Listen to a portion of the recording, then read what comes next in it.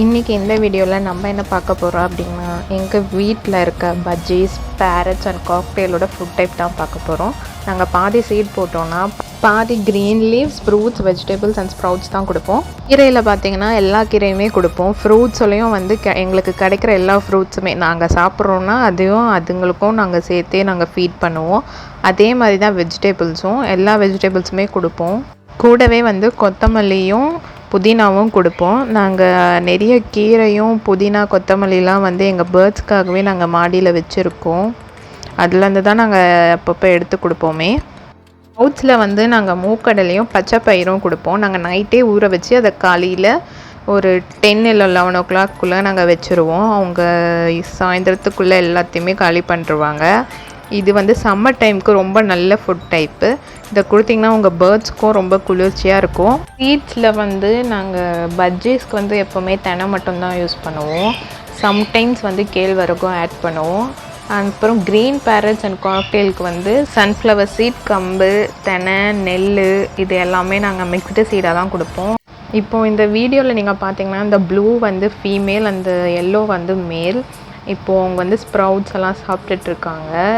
எங்ககிட்ட வந்து 5 எக் லே பண்ணியிருந்துச்சு. 5மே ஹேட்ச் ஆகிடுச்சு. இது வரைக்கும் இந்த மாதிரி ஆனதே கிடையாது. இந்த ஃபுட் டைப்னால தான். நீங்களும் ட்ரை பண்ணி பாருங்கள். ஸ்டார்டிங்கில் வந்து இந்த மாதிரி எல்லா குட்டியுமே வந்து செத்துக்கிட்டே இருந்துச்சு. அதுங்களால சாப்பிட முடியாமல். இப்போ பாருங்கள் எல்லாமே ஹெல்த்தியாக இருக்குது.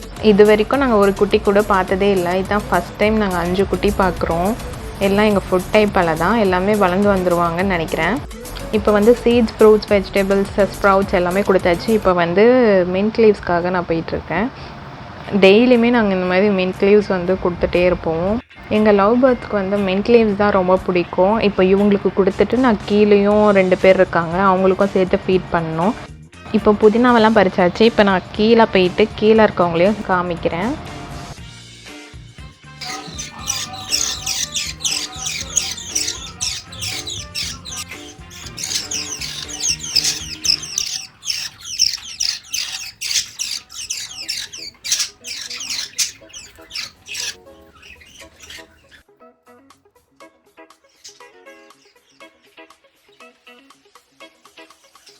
இப்போ கீழே போயாச்சு. கீழே இருக்கவங்களெலாம் காமிக்கிறேன் பாருங்கள். எங்கள் க்ரீன் பேரட் வந்து நாங்கள் எது சாப்பிட்டாலும் கத்திக்கிட்டே இருக்கோம்.